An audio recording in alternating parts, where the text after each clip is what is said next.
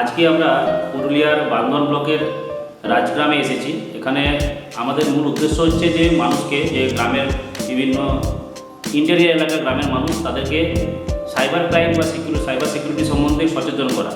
আমরা বর্ষা ফাউন্ডেশনের পক্ষ থেকে এসেছি। বর্ষা ফাউন্ডেশন একটা নন গভর্নমেন্ট এনজিও এবং দর্পণায় রেজিস্টার করা আছে।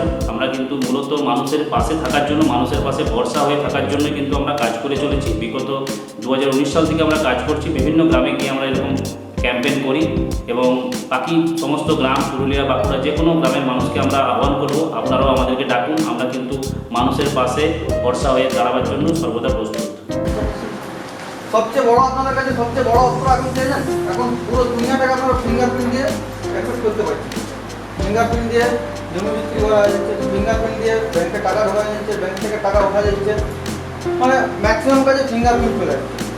তো এই ফিঙ্গারপ্রিন্টটাকে আপনারা অযথা ইউজ না করে যদি একটু ওই ফিঙ্গারপ্রিন্ট ইউজ করা সম্বন্ধে বা মোবাইলে ফোনটা সম্বন্ধে, দুটো জিনিস সম্বন্ধে যদি আপনারা একটু অবগত হন, তাহলে কিন্তু এই চুরিটা ধরে করতে পারবেন।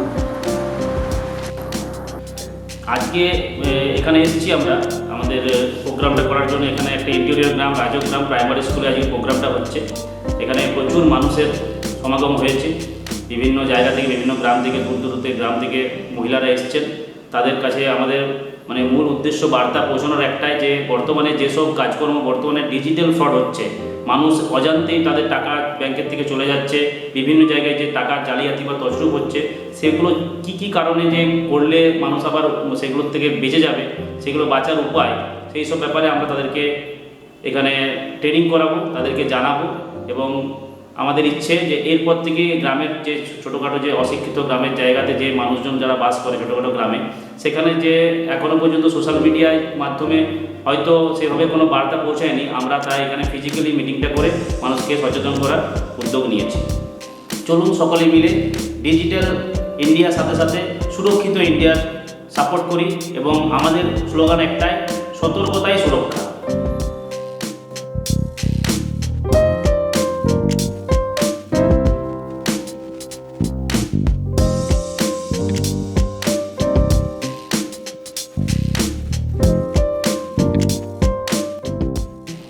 ফেসবুকের পেজটা বা ইউটিউবের পেজটা আপনাদের দেখালাম, তাদের কাছে আছে, তারা কিন্তু অবশ্যই ওইখানে লেখার জায়গা আছে। আপনারা লিখতে পারবেন যে আমাদের এখানে একটা ঘটনা এরকম হয়ে গেছে বা সমস্যা হয়ে গেছে।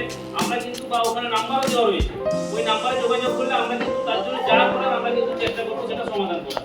যে কোনোভাবে যদি হতে পারে যে আমি খুঁজে দিলাম, হতে পারে তার 10 দিন পরে আপনাদের কাছে কোনো টাকা পয়সা গোলমাল হয়ে গেল, হতেই পারে কারোর কাছে 10 দিন হয়ে গেল, টাকা ফোন করে কিছু হয়ে গেল, তখন কিন্তু যদি কিছু না বুঝতে পারে, এবং পাশাপাশি সবাইকে অবশ্যই বলবে, আচ্ছা এখানে কি ওই সিএসসি লিঙ্কের বলে তিনি আছে, গ্রুপে তিনি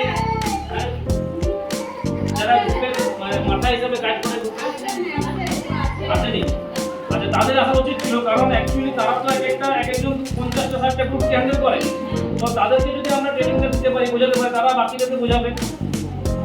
আমরা চেষ্টা করবো যে পরবর্তী ক্ষেত্রে সেই সব দিদিদেরকে নিয়ে আবার ট্রেনিং করে এবং তাদেরকে বোঝাবো। কারণ যারা আপনারা এখানে শিখলেন, এখানে হয়তো অনেকেই লেখাপড়া সেরকম জানেন না, কিন্তু ব্যাপারটা কানে তো ঢুকলো। আর যারা লেখাপড়া জানেন, বা আমরা একটা কাগজ দিয়েছি, কাগজটা সবার কাছে আছে তো, এটা কিন্তু খুব মূল্যবান। এই কাগজটা কিন্তু কেউ দেবে না বর্তমান সময়ে। এখন কিন্তু এই কাগজটা পাবেন না। এই কাগজ যদি থাকে, আপনারা কিন্তু অনেক বেশি শিক্ষিত একজন গ্র্যাজুয়েট পাস করা মানুষের থেকে এই বর্তমানে এই সমস্যাগুলো নিয়ে আমরা ভুগি। একদিকে দেখবেন ব্যাংকের যে সুবিধাগুলো আছে, আমরা যেগুলো পাচ্ছি সেইগুলো আছে, আরেকদিকে দেখবেন যেগুলো আমাদের করা চলবে না, যেগুলো করলে আমাদের দৈনন্দিন জীবনে বা আমাদের বিভিন্ন কারণে সমস্যা হতে পারে। আজকে হয়তো সেই সমস্যাটা হলো না, কিন্তু এমন হতে পারে 1 বছর পরেও কিন্তু আপনার টাকা তছরূপ হতে পারে, 2 বছর পরেও হতে পারে। কিন্তু যদি এই কাগজে যা লেখা আছে সেগুলো যদি আমরা মেনে চলি, তাহলে কিন্তু কখনোই আমার টাকা কিন্তু কেউ নিতে পারবে না। আপনার টাকা কিন্তু আপনার নিজেরই থাকবে, নিরাপদে থাকবে।